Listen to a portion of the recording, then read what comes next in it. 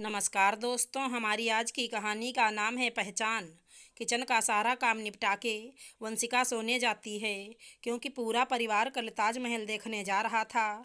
उसको अपना और अपने पति का सामान भी पैक करना था। अभी वंशिका सारा सामान रखती है क्योंकि आगरा में मामा और मामी सास के यहाँ भी जाना था।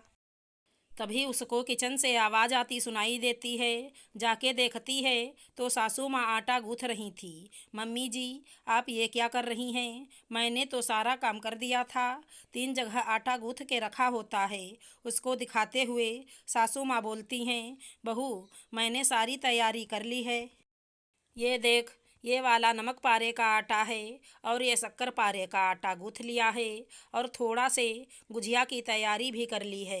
कल रास्ते के लिए बना लेते हैं। तुझे तो पता ही है कि तेरे ससुर जी समय से ना खाएं तो उनको गैस हो जाती है, और वैसे भी भाई के यहाँ भी जाना है तो थोड़ा उसको भी दे देंगे। लेकिन मम्मी जी, ये सब तो बहुत ज़्यादा आटा है, कितना कोई खाएगा? इसको बनाते बनाते तो सुबह हो जाएगी। कोई सुबह नहीं होगी, हम दोनों सास बहू मिलके बना लेंगी। एक जहरीली हंसी हंसते हुए सासू माँ ने कहा। वंशिका की शादी को अभी 5 महीने ही हुए थे और सबने आगरा घूमने का प्लान बना लिया था। वंशिका जितनी खुशी खुशी इस घर में आई थी, उतनी ही यहाँ आके उसका दिल बैठ गया था। यहाँ हर वक्त सबके सब खाते रहते थे और वंशिका खाना बना बना के थक गई थी। अब खाना तो उसके मायके में भी खाते थे, लेकिन सब अपनी सेहत को लेके सतर्क रहते। लेकिन यहाँ तो सबके मुंह हर वक्त चलते रहते थे। कुछ भी तला भुना हमेशा चलता रहता। सुबह उठते ही चाय के साथ कुछ पराठे होना ही चाहिए। फिर खाना खाते समय ही चाय गैस पे चढ़ जाती। लंच हुआ नहीं कि फल कट जाते और शाम के नाश्ते की डिस्कशन शुरू हो जाता।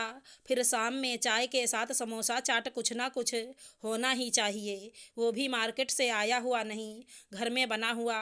वंशिका के ससुराल में सास और ससुर के अलावा उसके पति और एक देवर और 2 ननदें थी।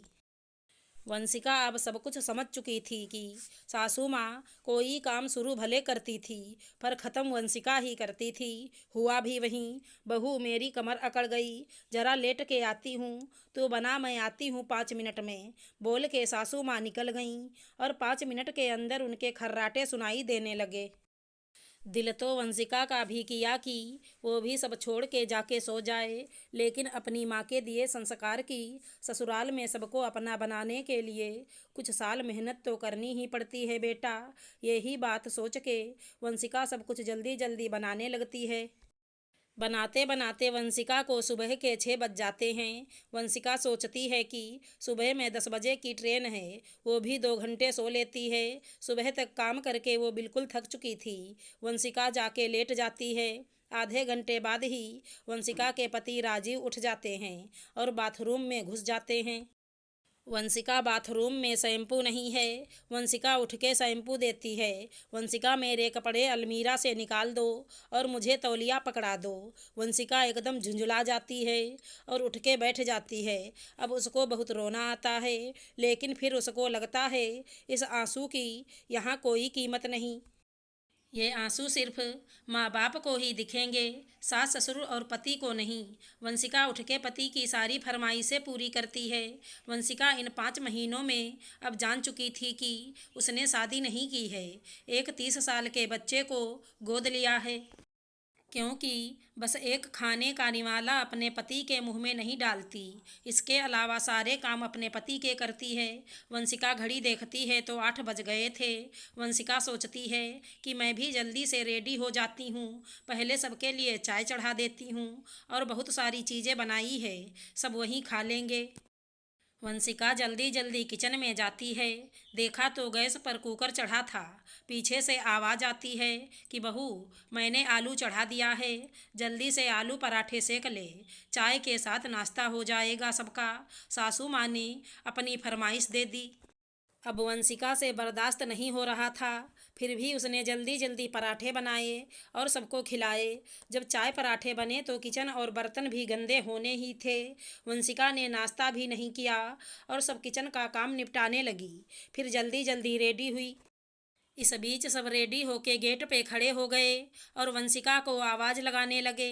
राजीव इस बीच 5 बार रूम में आके बोल के गए कि तुम कितना टाइम लगाती हो रेडी होने में, सब रेडी होके बाहर तुम्हारे लिए रुके हैं। तुमको इतना भी समझ नहीं आता कि मेरे मम्मी पापा तुम्हारा इंतज़ार कर रहे हैं? कुछ तो शर्म करो, जल्दी आओ 5 मिनट में बाहर। वंशिका रो पड़ती है। किसी ने नोट नहीं किया कि उसने चाय तक नहीं पी। घर में सास ससुर के अलावा ननदें और देवर भी हैं, किसी को नहीं दिखा। सबको छोड़ो, जब पति को ही नहीं पड़ी तो दूसरों से क्या उम्मीद करूं? वंशिका जल्दी जल्दी साड़ी ठीक करती है। अगर मैं सूट पहन लूं तो इनके खानदान के शान के खिलाफ है। किसी तरह सब निकलते हैं और स्टेशन पे पहुंचते हैं। ट्रेन आधे घंटे लेट होती है तो उतनी ही देर में स्टेशन पे जितने खाने की चीज़ थी सबने खा ली। चाय समोसा सब कुछ, और रास्ते के लिए दुनिया भर के चिप्स और नमकीन के पैकेट और कोल्ड ड्रिंक लिया गया। वंशिका से भी पूछा तो उसका दिल और दिमाग और पेट ससुराल वालों की हरकतों से भरा पड़ा था, तो उसने सब मना कर दिया। ट्रेन में बैठने के बाद ट्रेन स्टेशन से चली नहीं कि सारे खाने के पैकेट खुल गए। जब सब खा के थक गए तब जाके अपनी सीट पे लेट गए। सबको खिला के सब खाना रख के वंशिका सोचती है कि अब सब सोएंगे, मैं भी अपनी सीट पे जाके सो जाती हूँ। और अपनी सीट पे जाके वंशिका लेट जाती है। थोड़ी ही देर में सबका चाय पीने का और लूडो खेलने का मन करने लगता है। सब मिलके लूडो खेलते हैं और वंशिका को सोता देख राजीव आके वंशिका को जगाते हैं कि आओ हमारे साथ खेलो। वंशिका बोलती है कि उसको सोना है, आप जाओ खेलो। राजीव गुस्सा हो जाता है और आके खेलने लगता है। फिर बहू आओ बच्चों के साथ खेलो। सासू माँ भी वंशिका को आवाज़ लगाती हैं, नहीं माँ जी, मेरा सर दर्द हो रहा है, मुझे सोना है। बोल के वंशिका सोने की कोशिश करती है। इसका तो कभी सोना ही नहीं पूरा होता, जब देखो तब सोती रहती है। बहू है या कुंभकर्ण, हमेशा इसकी आंखें चढ़ी रहती हैं। लगता है जैसे कभी सोई ही नहीं है। तेरे परिवार में सब ऐसे ही सोते हैं क्या? मुंह में गुझिया ठूसते हुए सासू माँ ने बोला। सुन सुन के वंशिका के अब कान पक गए थे तो बोल पड़ी, तो क्या करूँ यहाँ मम्मी जी, सोऊं नहीं तो क्या करूँ? ऐसा था तो चूल्हा यहीं ले आती, आप लोगों के लिए तल के पका के यहीं खिलाती। या फिर क्या करूं, यहाँ सफाई करूं या झाड़ू पोछा करूं या आपके बेटे के कपड़े प्रेस करूं या जूते पालिश करूं, बताएं। हाँ, मैं सोती हूँ, हर वक्त मुझे नींद आती है। ये मेरा शरीर है, कोई मशीन नहीं। मशीन भी एक बार गर्म हो जाती है, उसको ठंडा करने के लिए छोड़ना पड़ता है। मेरा भी शरीर आराम मांगता है, मैं भी थक जाती हूँ। ये 5-5 लोगों का समुंदर भरते भरते, हाँ सच कह रही हूँ मैं, ये आप लोगों का पेट नहीं समुंदर है, जो कभी भरता ही नहीं है। बस बहुत हो गया, अब मुझसे बर्दाश्त नहीं होता है। आपके घर में बहू की भावनाओं की कोई कदर नहीं है, ना ही उसकी पसंद नापसंद की। जब से आई हूँ किसी ने बैठ के 2 बातें नहीं की होंगी मुझसे, जितना अपने खाने पीने की पसंद की मैनू बताए होंगे। इस घर को बहू की नहीं, बस एक खाना बनाने वाली की ज़रूरत है। मैंने अपने मौसेरे भाई को कॉल कर दिया है। मेरी मौसी आगरा में ही रहती हैं, ये तो आपको पता ही है। मैं उनके साथ आगरा से ही जा रही हूँ और पापा को बुला के मैं चली जाऊँगी, कभी न वापस आने के लिए। इतना बोल के वंशिका अपर बर्थ पे जाके सो जाती है। अब वो खुद को बहुत हल्का महसूस करती है और खुद को इस बंधन से आज़ाद करने का निर्णय ले लेती है। पहली बार सबने वंशिका को इतने गुस्से में देखा था। उसके पति और सास को बहुत गुस्सा आता है। वो उसको जवाब देने के लिए उठते हैं तो ससुर जी सबको मना कर देते हैं कि वैसे ही ट्रेन में बहुत तमाशा हो गया है, अब और तमाशा मत बनाओ, इससे घर चल के बात करते हैं। आगरा तक का सफ़र शांति में निकल जाता है। ससुराल वाले गुस्से में उबल रहे थे कि कब उनको मौका मिले, और उधर वंशिका 2 घंटे चैन की नींद लेती रहती है। स्टेशन आते ही वंशिका के मौसेरे भाई को देखते ही राजीव वंशिका को मनाने लगता है। क्या नाटक है ये, घर चलो ना, पहले बात करते हैं फिर चली जाना, अब कुछ बचा नहीं है, मैंने सोच लिया है। और वैसे भी मुझे कोई भी निर्णय लेने के लिए माँ बाप की परमिशन लेने की ज़रूरत नहीं है। जाओ तुम ताजमहल देखो, वैसे भी वो मोहब्बत की निशानी है। तुम जैसे लोगों के समझ नहीं आने वाला, तुम जैसे लोगों के लिए एक पत्थर का महल है बस।